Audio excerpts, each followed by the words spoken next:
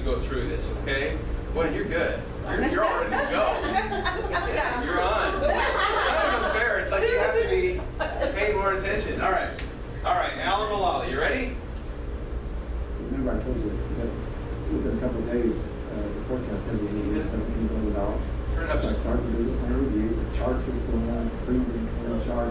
We even have a color coded red, yellow, green. Any change on the chart is in blue.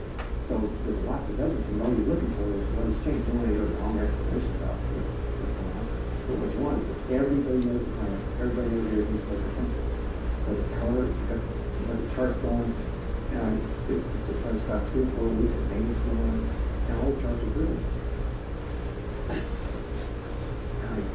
I stopped and said, guys, we're going to lose $17 billion. Was there anything that's not going well? Eye contact goes to the floor. Nobody says anything. I remember that culture we asked about. It wasn't okay to bring things out. There was command and control when people disappeared.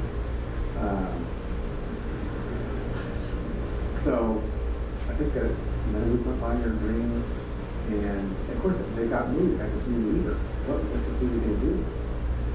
And so the next 2 weeks later, Mark Fields, who's the leader of all the American business, Canada, the United States, and South America, had an edge launch in Oakville, Canada, and then actually there was issue on the building.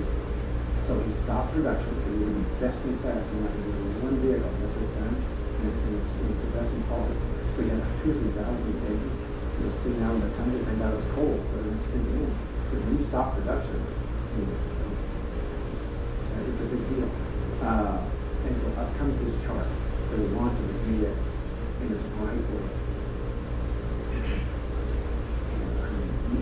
It's so quiet.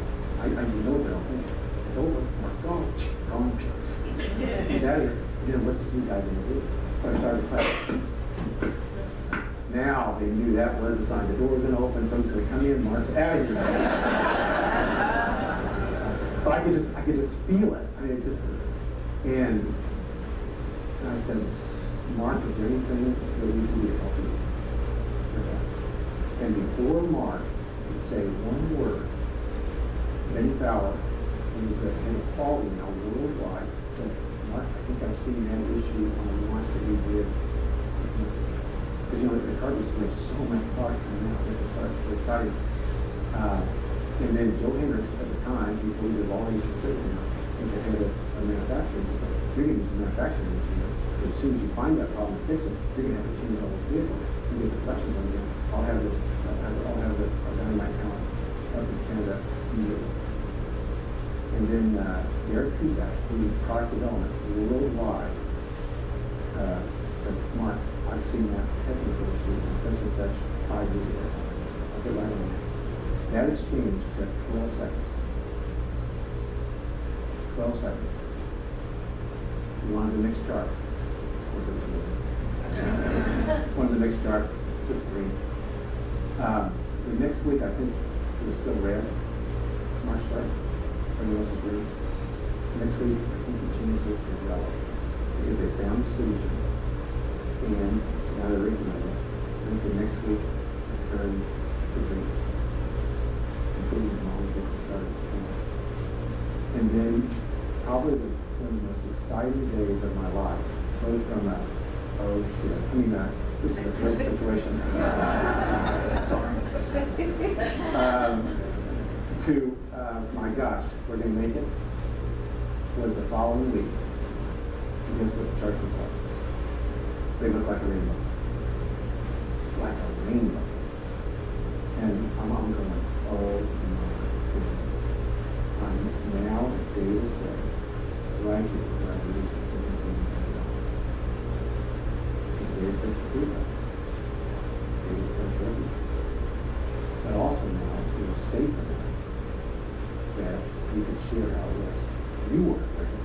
You should be working on this thing. As a matter of fact, the expectation is that everybody really does know what the situation is. Because you can't name the secret. People can't tell it. You don't know what the situation is. And it's safe, and you're not going to feel now. You can imagine the kind of table.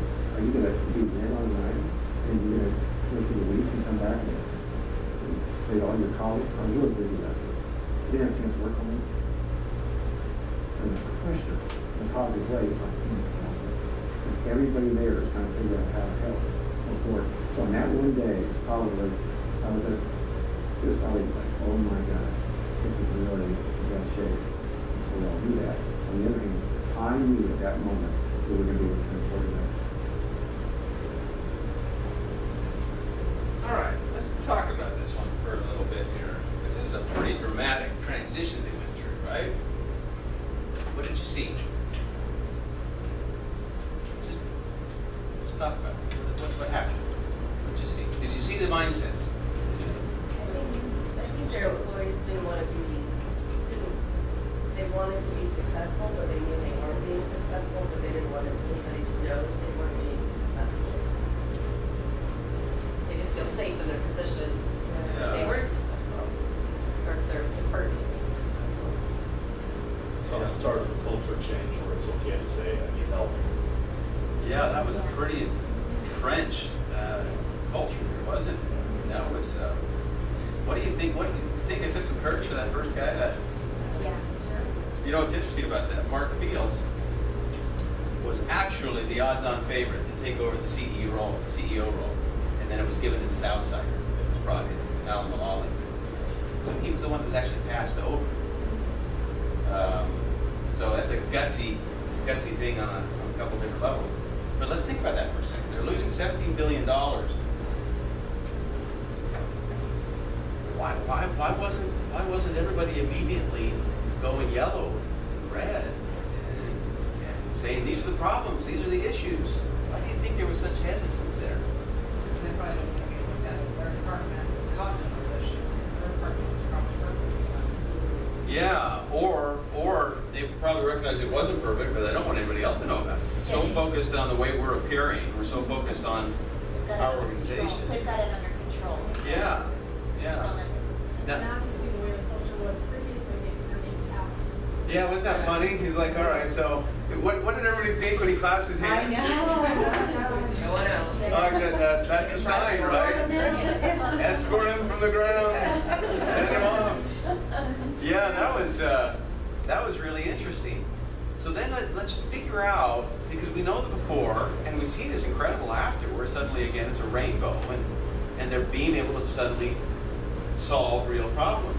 What happened in between? What was it that took place? Let's just kind of talk about that for a second. They all jumped in to help. Okay, what preceded that? Someone willing to take the risk of letting everybody else know that his department was in the red. And then they got him in the green, Okay. eventually. And he mentioned the word secrecy.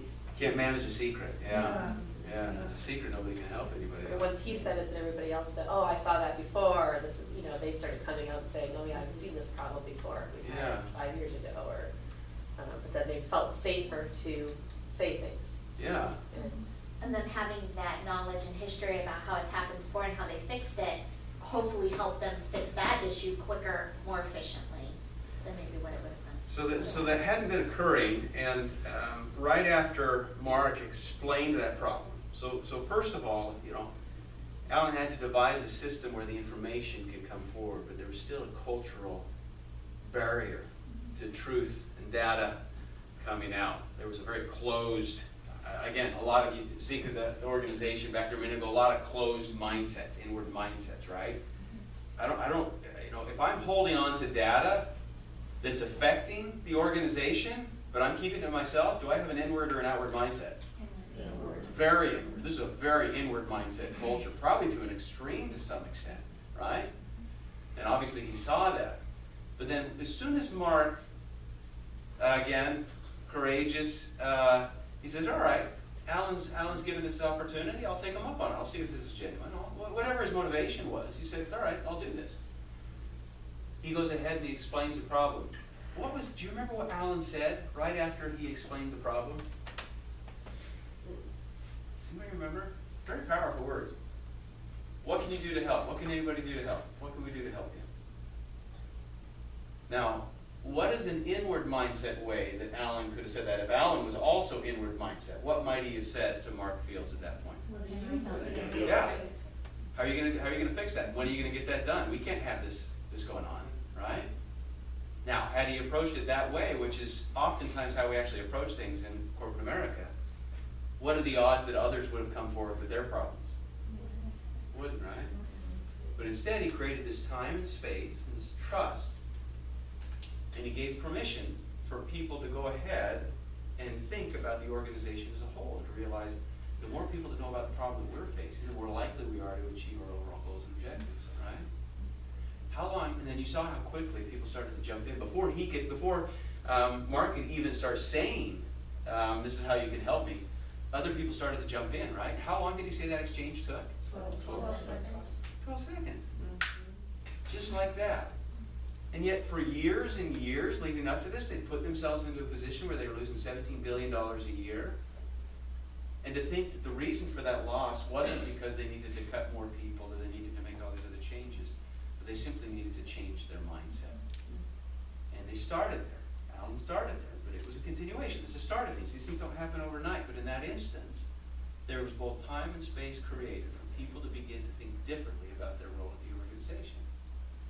Do you see the difference there between an inward and an outward mindset? Do you see the before and the after that takes place? Okay. Now, here we're talking about losses of $17 billion. Benavia has never, it's the toughest things you've ever been. I don't think you've ever been in a $17 billion hole. All right. There's part of you that thinks, I kind of like to be in a $17 billion. I didn't think we had that much to be in anyway. In other words, the principles can be applied all over the place, okay? So we've looked at a couple of different organizations here, the power of an inward versus an outward mindset. I want you to take a minute. Let's go ahead and turn to page 12 here. I want you to think about your role in the organization itself. There is no organization, by the way, that is 100% outward mindset. There's no organization that's truly 100% inward. Everybody's somewhere in between. That's the way these things go, right? I love the fact that you've gone through, as Michelle was telling me about this, again, this bit of an organizational audit. It's like, kind of taking a look at things, capacity building, so on and so forth. You begin to look at things. You know, to some, that's something they don't want to know. I love the fact that you're eager to see that. You want that third party because that's how you grow, as you take that honest reflection and look and say, all right, where are the areas for improvement? This is the same thing. So I want you to think of your organization, and you see on the bottom there, this kind of continuum that starts all the way over on the far left side and goes all the way over to the far right side. Goes from 100% inward focus to 100% outward focus. I want you to just take a minute and assess your organization through your eyes. Again, this isn't an indictment on anybody. You might have a group full of people that are all doing their jobs 100% and job descriptions are wonderful. But take a moment and go ahead and put a dot where you think your organization sits on that spectrum. Okay?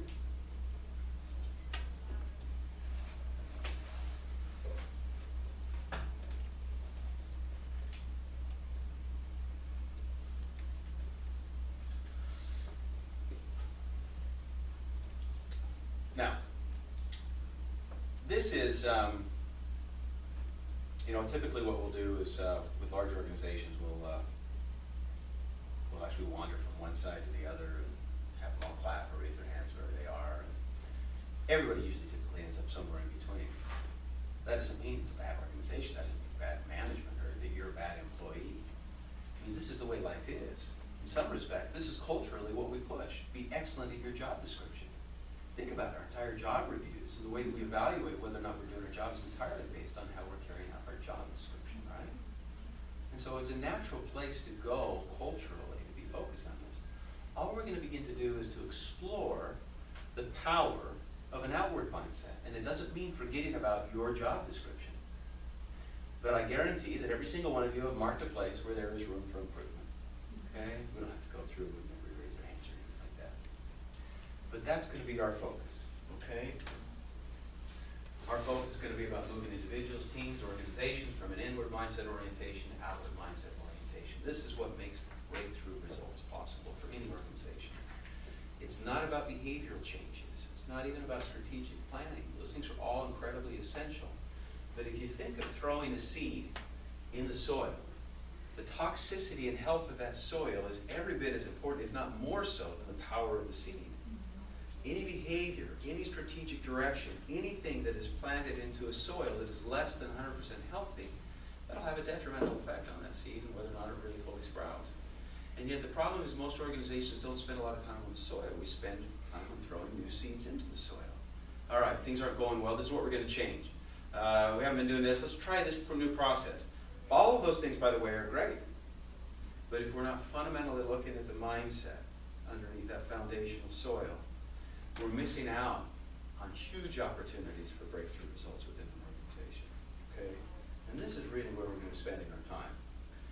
And as we go through today and tomorrow, we're going to explore this notion of mindset and shifting, and then we'll actually get into some really fun things where we'll be building out some maps and some other things. But we're going to explore 7 different frameworks over the course of the next couple of days, 5 of them today, a couple more.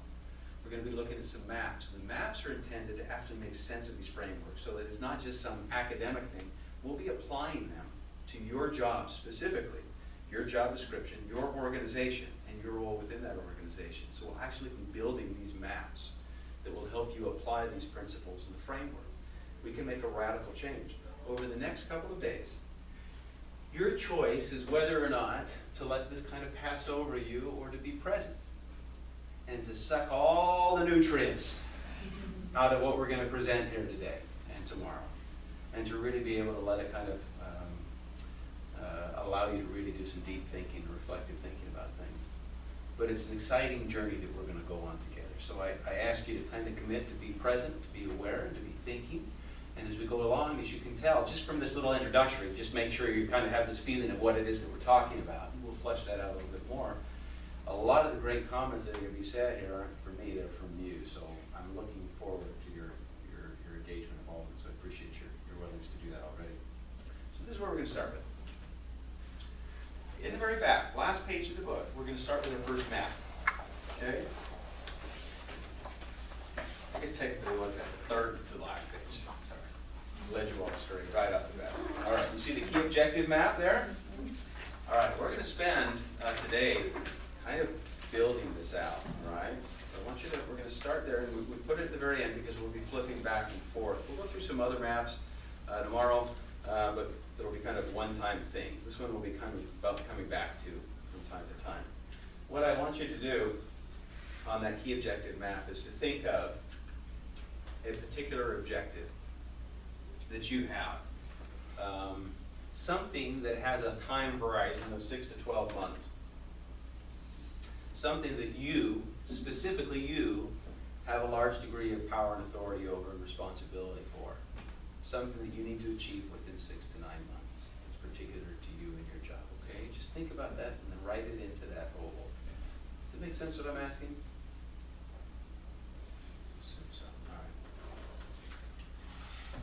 It can actualize sooner than that if it's, 3 or 4 months. I mean, we don't have to be exact here, but something that you're responsible for that will take place in the future that you have a large degree of authority and responsibility. Okay? This is just meant to make it real. So we've got something to work with and apply.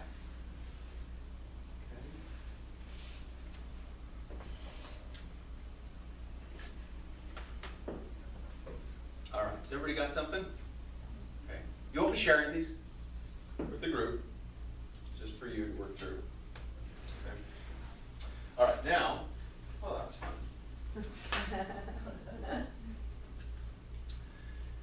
On the next page over, you'll see over here on page 133, you'll see these 3 columns, okay? What I want you to do there is list the individuals that you'll need to influence or work with in some way to accomplish the objective. List those most critical to the effort closest to the objective and those less critical further to the right. So it might look something like this. Okay? So in other words, I want you to now think of, there's no rush, just take a moment and do this.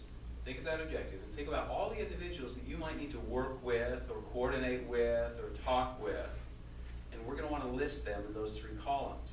The column closest to the key objective map are those that have the greatest degree of influence and relevance to that project, and then gradually working outward. That 3rd column over here, they still might have a say or some influence, or I might need to interface or something, but less so.